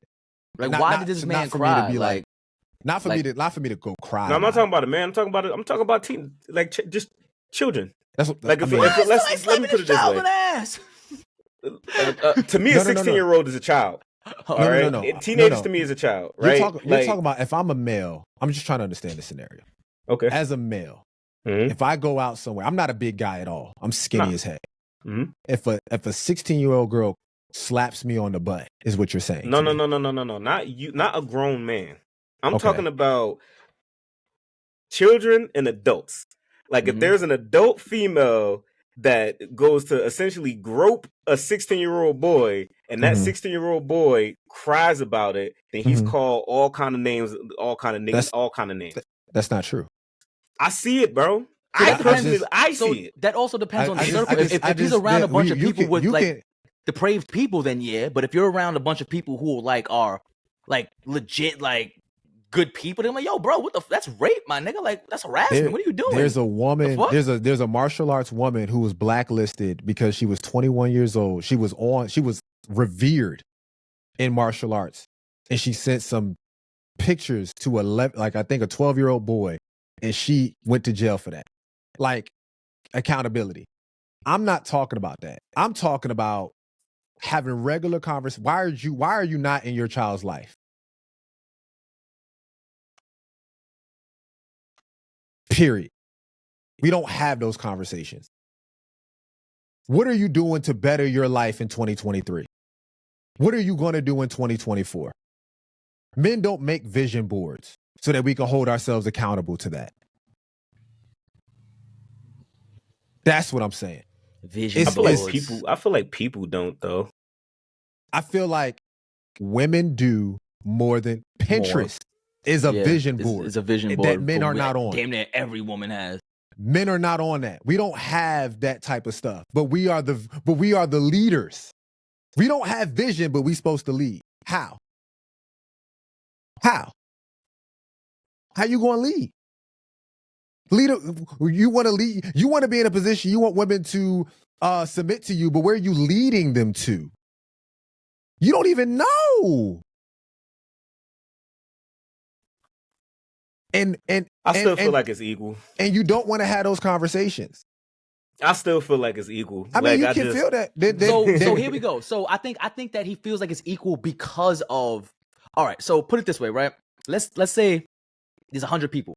I'm not holding a woman. I there's so many things I'm not holding a woman accountable to, bro. Like I if I'm the leader, I'm accountable. Period. If you want to be the leader, nigga, you accountable. Then you accountable. Nobody's mad at the programmer at X when X don't work. We mad at Elon. You the leader. Fix it. Fix it. Nobody's mad at anybody else when Instagram not working. We mad at Mark. You the leader. Yeah. Fix it. Yeah, absolutely. So to go with what Z Take was it saying, on. as far as he thinks I mean, it's you equal, can still say the same thing about Rihanna and Fenty. Like nobody's mad at the employees; they mad at Rihanna. You're the leader. Fix it. So as a like, man, fix your family. So as a man, fix your but we're not having those conversations as men. Yeah, but let hold on a second. Look, when Z said that he thinks it's equal, here's why I feel like that's a lot of people feel that way. A lot of people feel the same way he feels, and it's evident in society today. And the reason is because your circle.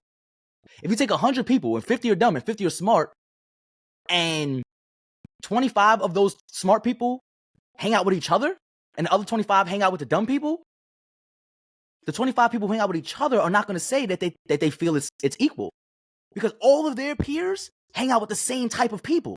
So it's not equal to them. If your circle consists of those type of people, then you're going to feel like it's equal because it is. Because you're not filtering out your circle. You're not doing a proper job of protecting your circle. Bro, I would just look at the education system, bro. Like the way that our women are being educated, they are taking accountability for taking control over their lives, bro. We're not doing the same thing. It's not even the same. It's not even the same level of action. Like, it's different. We have the ability, especially as black men, to like do a lot of things really, really well naturally. like really, really well naturally. Yeah. When I get to a conversation to where, hey, where you're at right now is fantastic. You need to do these things to get you to the next level. Men don't want to do it. We don't want. It would be great if you just learned this. You would be even better at that if you just learned this. And I can't tell you how many friends that I've seen wasted potential or start a thing. Even when I was younger, I didn't want to have accountability to go to college. My family did everything the right way for me. Send me the money, help me with the applications, all that stuff. No accountability. Society is playing a big part in women's accountability now too. Though we say a lot of negative things about society, in this aspect, society is helping women in the sense of we're still going through a women's revolution. Women in the workplace, women CEOs, women entrepreneurs, black female CEOs, women in IT, women in making apps, technology, all types of different shit. I agree. So society is making women have to feel like they have to be accountable. Like, no, I'm just as good as a man. So I'm going to take accountability for all the things that I'm supposed to take accountability for. I'm going to own it. And I'm going to be better than a man because these men aren't owning it.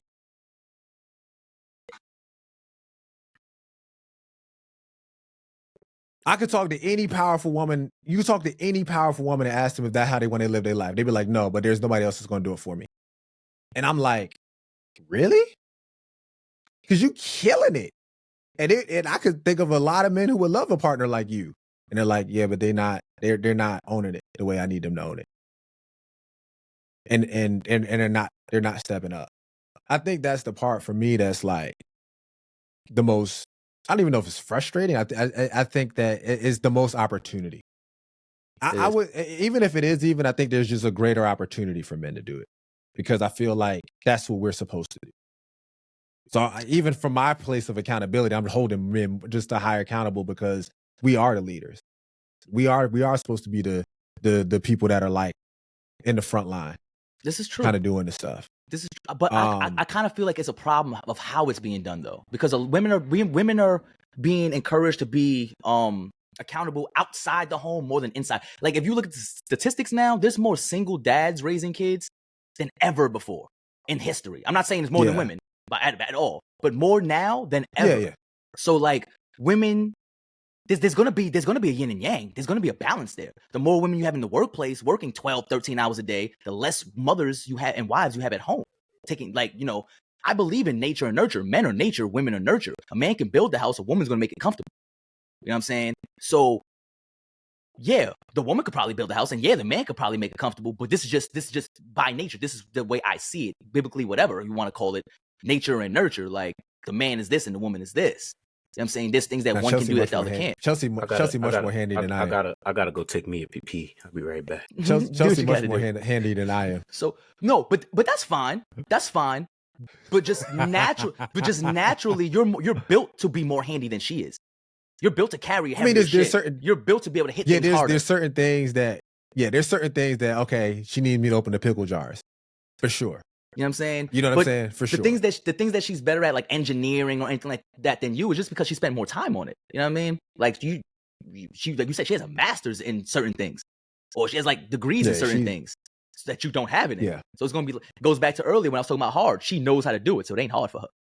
You know what I'm saying? Well, I mean, and I guess going back to the other thing too, in regards to accountability, I knew when I met Chelsea that there were going to be certain things in my life that I needed to change because she was going to hold me accountable, and I wanted her to hold me accountable. I was now courting a woman with a master's degree. You gonna have to come up with a different level of financial,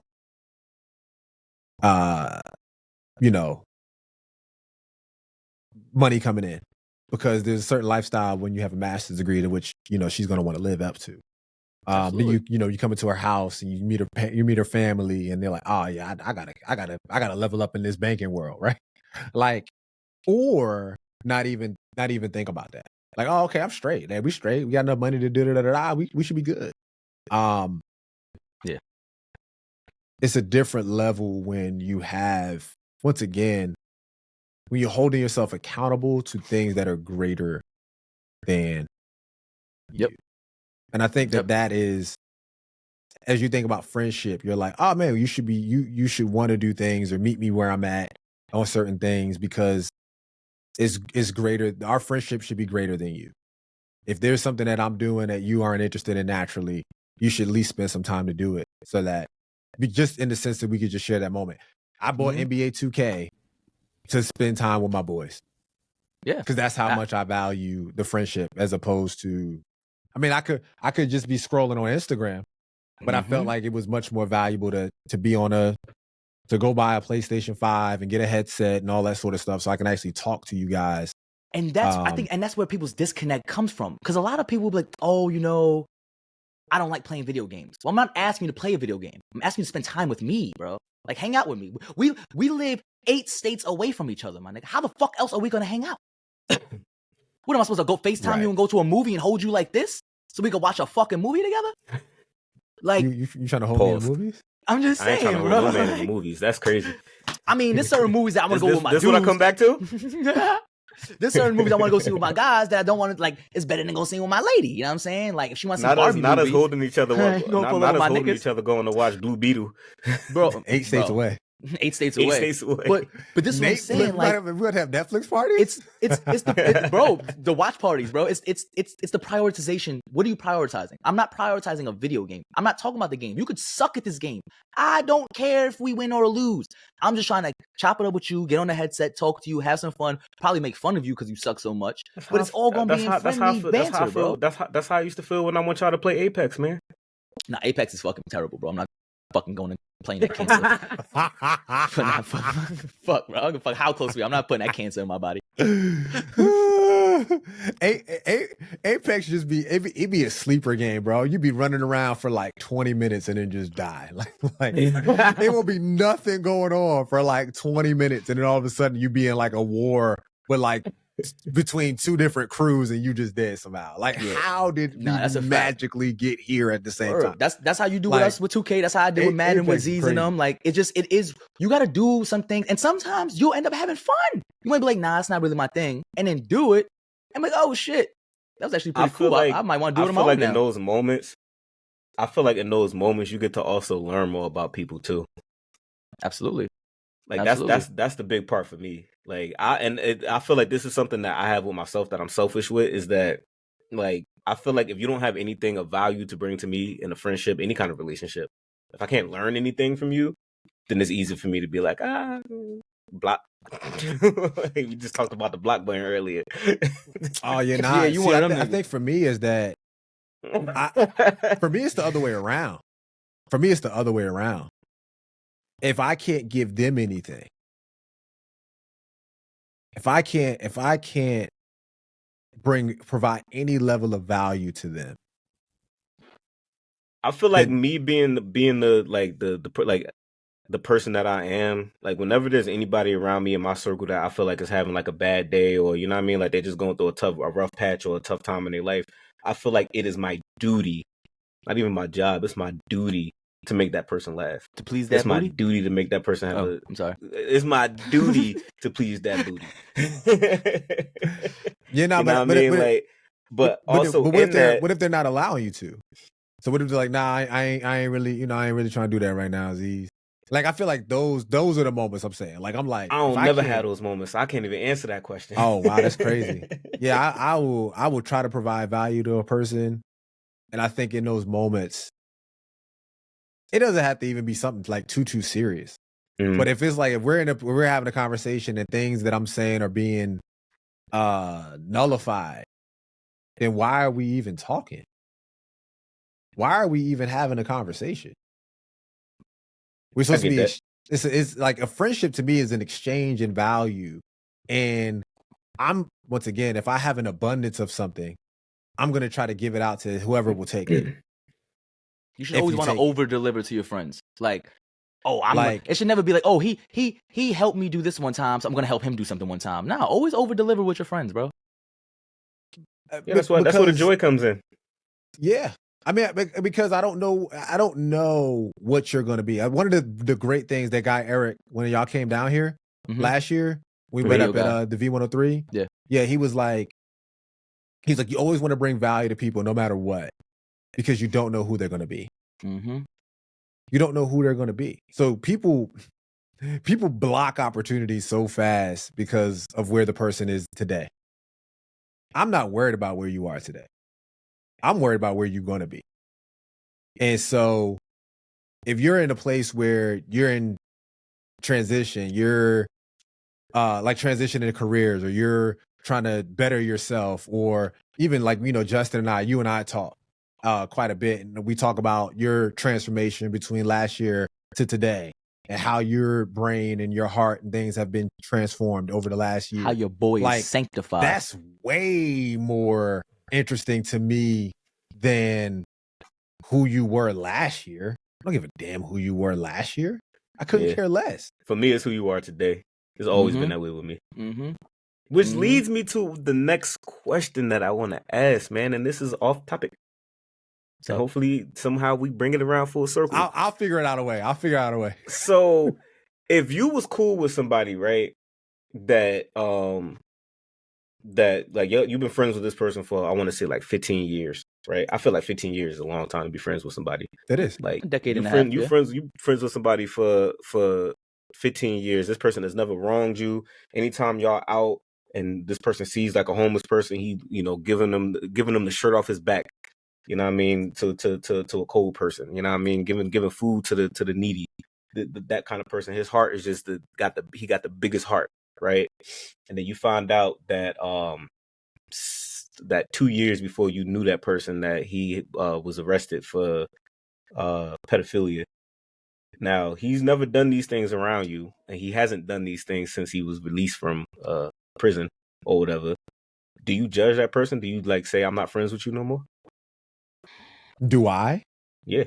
No. What about you, Jesto? This person have been around your kids. He'd been around your wife, your daughter, all that. I don't judge people for what they've done to others as if it'll be done to me. Now, don't get me wrong. I safeguard. Like, I'm not. If you stole from somebody else, I'm not gonna not be your friend because I think you're gonna steal from me. But I'm also gonna understand that is in you. So it might not be wise for me to leave a stack of cash in front of you when I go to the bathroom. You know what I'm saying? I'm just gonna understand how our relationship needs to be. It's not gonna stop me from being your friend. It may alter certain things that we do. Maybe we won't have family time if you're a pervert. You know what I'm saying? You can't be around my kids and my wife and shit like that. Maybe we just not gonna go to the McDonald's that got the play place. Yeah, you know what I'm saying? Like I don't want to be around that. You know what I'm saying? And I'm never gonna support that if I know if you're on some like trying to pick up underage girls and that ain't my cup of tea. Don't invite me out to that shit. And if you do, now I'm gonna feel disrespected. Now I'm gonna feel like you think that that's me as well. Just like a thief. If a thief invites me to go rob a bank, why are you inviting me to go rob a bank, bro? For what reason? That's not what I do. Nah, listen, bro. I've done some heinous things in my life, bro. And that's why I can't judge. If people held me to those things and said that I was that person, I wouldn't have anything that I had today. Which is why I have to give the glory to God. Because if God has forgiven me for those things, and he continues to forgive me for things that I'm doing, then I would not be a godly person if I did not extend. That's a fact. And even if you're not a godly person. And what's that? I was gonna say, even if you're not a godly person, if your relationship with this person was built on something, you're not just friends because you know, oh, we went to school 15 years ago and I still recognize him today. That's different. But if your relationship, this 15 years was built on something, you guys have a firm foundation like this, like there's a reason why you are friends. I don't think that outside actions should dictate how this goes. Yeah, I think ultimately for me, I'm just I'm in a space now where a lot of my perspective is big picture. It's not. I don't live in the minutes like I used to. I live in the hours now. Because a lot of people have bad minutes, and they realize after they've had the bad minutes that it was a bad minute, and then we get to a place where we can make the hour better. I'm not going to stop the hour. I'm not going to stop. I'm not going to stop the hour because we had a few bad minutes. I'm just not. That used to be me. Oh, we about to settle this right now. You got me effed all the way up. That used to be me holistically. And as I've gotten older, like I said, people are doing their best. I don't know. I'm not even trying to make an excuse for him because God is all knowing.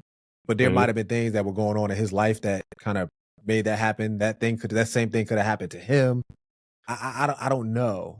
And it's not my position. I'm not in a position to where I have the ability to judge because I don't have all the context. But that's me judging that person is never a commandment. The commandment is to love that person as I want to be loved. And if I want to be forgiven, I should forgive. Period. And there's a lot of lost context in a lot of that stuff. Like, oh, he was 20 and she was 17, but she was in a club that she shouldn't have been in. Which obviously, if you're in this club, I'm going to assume that you're supposed to be here. Like, and then I'm not going to card everybody I meet, bro. Because even if it was the worst thing, even if you knew that, like, bro, I've done some heinous, ugly things that I could easily get canceled for. You ain't never touch on nobody. Thank God I'm not that person today. You ain't a toucher, bro. What happened? Did you vote you don't for know Trump? What I've done. You only know what I've told you I've done. You have no idea the things. Yeah, I've but done you ain't no toucher though. I know you ain't no toucher. Don't tell me you did the worst thing possible and bought a MAGA hat. Oh no. Yeah. Oh, right. That's what I'm saying. and then January 6th happened, and I realized that this guy is crazy. But you a MAGA supporter still. Like, no, that was me last year. Like, people think that people just stick to how they are, bro. Hey man, free Big Don. Big Don. Like, Donnie Dollars. Nah, bro. People grow and change, bro, all the time. Absolutely. All the time. They definitely do, man. They definitely do. So what I've got from this, as far as relationships go, is that relationships need to be built on something, man. Relationships need to be built. So there has to be some kind of firm foundation for a friendship, a marriage, a fucking a colleagueship, some kind of firm foundation, right? So, and in that, there has to be needs to be built on a worldwide federation. Russian Federation, and in that he got me singing. Bro, not us messing up his outro. It's all ties hand in hand. When because we had a good time talking, so now we're all loosey goosey, as they say. Anyway, in that foundation, there has to be accountability. Don't you ever refer to me as being loose, bro. You loosey goosey, nigga. Bro, they could see it. Ever refer to me as being loose? They see it. You said it earlier. Everybody who's been watching, ain't nothing loose about me. Everybody who's been watching for the past hour 40, they like, yeah, you loose, nigga. You just talk about niggas being serious earlier. You loose as a goose, baby. Yeah, I need to smile more. I smile. And real quick to the men out there, like since we talk about holding men accountable for things, real quick to the men out there, if you in Walmart, and I'm only using Walmart as a place as a certain place, but this is anywhere. But if you in a Walmart and you see a woman is power walking and she ain't got no smile on her face and she look like she focused and she trying to get what she trying to get and get up out of there, stop telling that girl you need to smile more.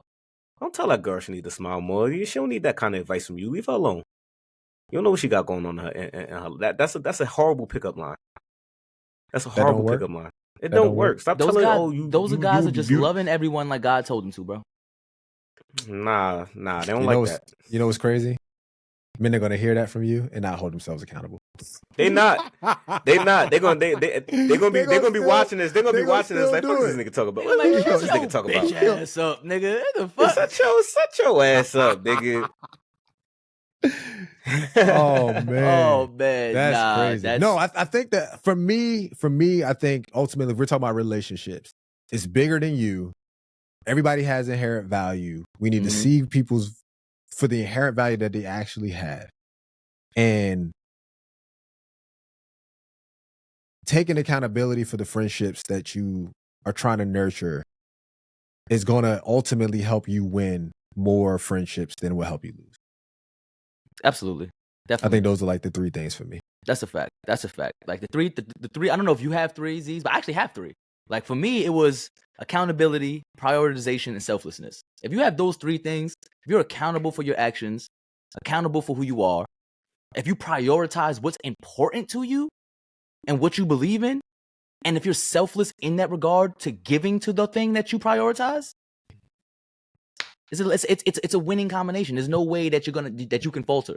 There's no way that the problems that arise are going to be your fault because you did what you needed to do. Now, I don't know about fucking Walmart straggler over there, but that's how he be walking around Walmart shaking his head at men. I think motherfuckers I think he knows that because he be power walking through Walmart. Motherfuckers be like, hey, you. Put a smile on your face, big daddy. Nah, so what it is, bro. So here's the thing, bro. I don't know what it is about me, bro. Somebody smacked his ass and told him to put a smile on his face. Hold on, peep game. I need y'all to hear me out. What it is that a lot of people come to me and vent to me about things.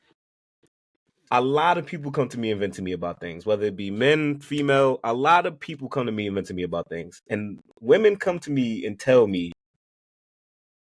So let me tell you what happened to me today. I was walking minding my business, and this dude gonna say to me, "Oh, you need to smile more." And it's not the only time that I've ever heard a girl say that. Women don't like that. So what you telling us is that every woman you know has you in the friend zone, so because they just talk to you about shit like this. Yeah, bro, I'm friend zone like a mother, and I don't mind being in the friend zone. I'm comfortable being in the friend zone. Ain't nothing wrong with that. Yeah, like I'm cool in the friend zone. I'm deep in the friend zone. Deep in the friend zone. But yeah, man, that's how. I don't care about that at all. I've been in the friend zone for a while now. Yeah, man, it's crazy because that's not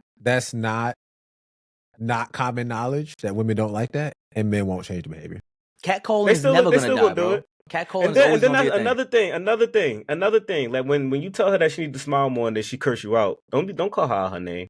Don't start wilding. Don't do that. I hate when men do that. That's one thing that I hate what men do. You should go fight men who do that. You should go fight every man who does that. And she dub you. You want to call her all kind of bitch and all that. Oh, that's why you ain't never gonna be happy and da da da. Like, come on, bruh. Yeah, that's not nice, guys. Stop doing that to Z's. I'm telling y'all to take accountability. That's all. It's hard, bro. Accountability is hard. Accountability, I don't think it's hard. I think it's scary. I think anybody can say, yeah, I did that. Ooh. I think it's scary to say, yeah, I did that. Oh, you pie now. I think, because, I mean, people just like, I don't know, bro. That's a whole nother discussion. But people think that that shit just be too hard, man, and just do it. Like Nike said, just do it, bro. Just do it. Just do it. Difficult takes a day, impossible takes a week. That's it, bro. Difficult takes a day, impossible takes a week, bro. Philia Nakia, the philosophy of victory, bro. Just do it, bro. Look at you with this victory merch, man, and you out here. You know what I'm saying? Look at you, man. That boy more victory than I am, bro. And that boy crazy. For y'all that don't know, get familiar, boy. Victory ATL, Google that. He surpassed you. I know. It's crazy, boy. I'm on the road. I'm on the road less traveled, baby. I don't know what to tell you. I'm so proud of him, man. You know what I'm saying? You know what I'm saying? Thank God. You know what I'm saying? I'm on that. Praise God. Praise Jesus for that, boy. What? You know what I'm saying? That man's music is different. You heard the last 2 songs? I'm just trying, baby. Man's all positive now. Man's out here rapping like I'm just doing what I was put here to do, man. I'm tired of trying to take my own path. I'm doing what I'm gonna do what I was put here to do, not what I want to do. Prioritize. I love it. Yeah, cool, man. But again, I appreciate you guys. I ain't got nothing else in regards to marriage, man. Marriage is the best thing ever. If you got the right person. I encourage people to get married. Yeah, like it's the best thing ever. It's the bomb. Yeah, if you're doing it for the right reasons. You find the right person. Do it. Go through pre-married if you can. Marriage counseling is not just for people who are married. There's pre-marriage counseling that can help a lot of people. Okay. Yes, and then marriage, and it's like breathing. You can't just inhale one time. You got to exhale and refresh and refresh and refresh and refresh. Go sometimes through it is the best. Sometimes it's hard. Thing You got to beat your chest. Nah, I'm just saying, don't do that. So yeah, I love my wife. I love you, baby. Nice. I'm glad we all love our spouses and our significant others, and we not out here catcalling and shit. On the podcast in front of everybody. She alright. Nah. Oh, now, can we talk about real quick? This is the last thing, bro. Nah, I'm good. Can we talk about how I pod, baby? When I post pictures by myself on myself, I'm trying to, you know what I'm saying, exalt myself. The internet don't do nothing, bro. But when I put a picture of me and my girl up, it don't matter what's going on. Because we love seeing love, bro. It just goes crazy. Because we love seeing. I'm not liking a picture of just you, bro. I'll look at it. I'm supposed to like the shine bouncing off your head or something. Bro. Ain't nothing about that I'm dreaming about. That's crazy, bro. I just keep scrolling. When I see you with your lady, I'm like, look at that. Rick Ross. What Rick Ross said? You gotta get rid of all the friends that don't like your Instagram post. That's crazy. Bro. I don't like just you. That's crazy, bro. You come as a package, bro. See, I even like my friends' posts that I don't like.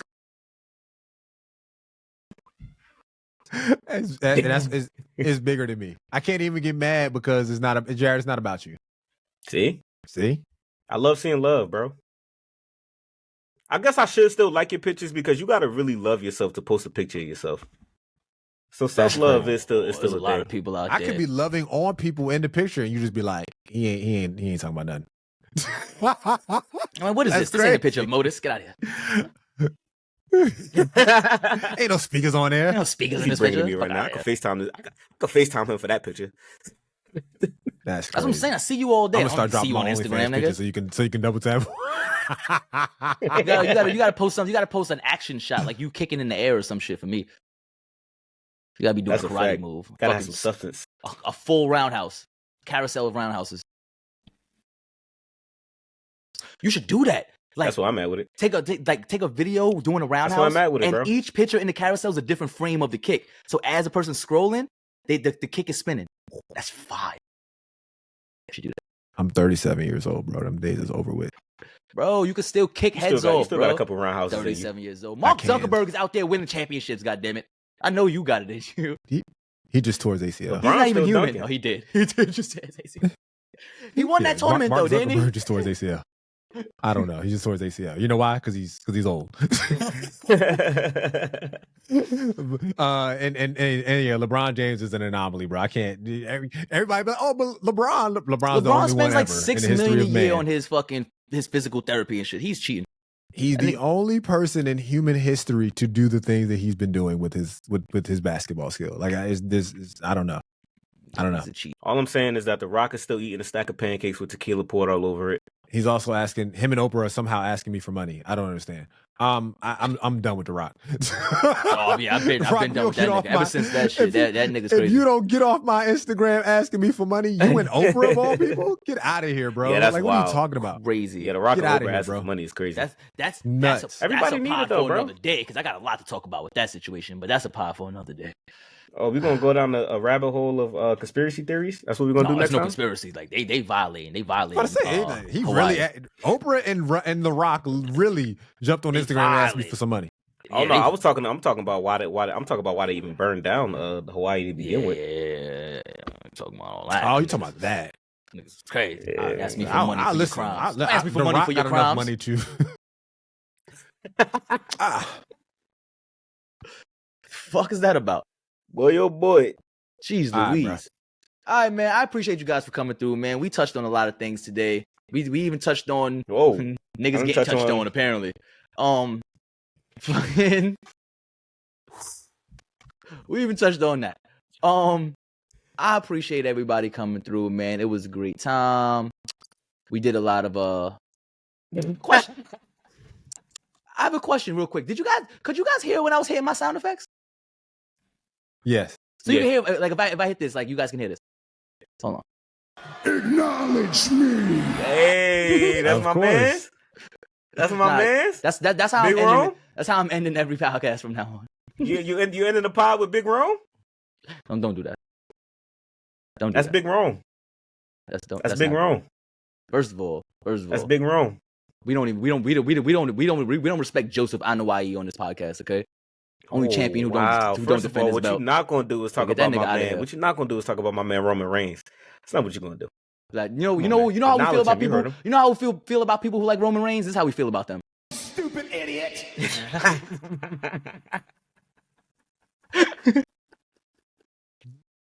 Justin took his Big spot. Rome. Justin took his spot to the next level. Bro, I had to get him. I saw you had him. I had to get him. He couldn't wait to let that one off. That boy producing now, boy. You see him? He couldn't wait to let that one off. I said, but yeah, I appreciate you guys, man. Oh man. Before we head out, tell the people, Z's, Jared, tell the people where they can find, any podcasts, any music, anything, to find you guys, social medias, whatever. Do some shameless plugs. I like that. I'm gonna let J Red go first. Oh man, Jared.153 on Instagram, Jared Wright on LinkedIn, 153 Pod Street, everywhere, 153podstreet.com. Hit us up. We will host, launch, or monetize your podcast for you. And I guess so. We're called Higher. It's a podcast. So if you liked anything that I said today, anything, and you want to hear more, We're Called Higher is a podcast that we kind of discuss where everyone else is and where we're called to be. And I would love to have you guys be a part of that experience. Beautiful. I love it. Y'all already know where y'all can find me at, man. BLZs. You can check out my new single, Lay 'Em Down. Streaming everywhere, man. Free Palestine. Down with genocide. You know what I mean? That's just the kind of energy that I'm bringing. And VLZs on everything. BLZEEZ. Everywhere. Nice. All right, so you guys heard these guys' shameless plugs. Go follow them. Don't follow them. Nobody really gives a fuck. But always tune back into this show because it's the place to be. You know what I'm saying? But now, definitely go listen to VLZ's music.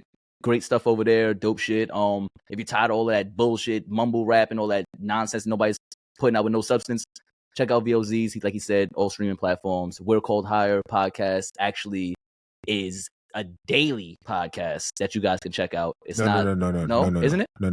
Not anymore. Not anymore. No, Oh, okay. So it's not. Okay, so it's not sustainable. It's not a sustainable business model for Jared, right? So, and that goes to show how much 153 Pod Street is doing. There's so much going on that he can't even do his daily pod. So he can't even keep up. He can't even keep up with his own shit. This guy's so much going on. All right, man. Crazy. That's what we love to hear. Man's so busy. But yeah, check those out. Again, tune in to the next episode. Appreciate you guys having you here. Be safe, man. Later, y'all. Love you, bro. Peace out.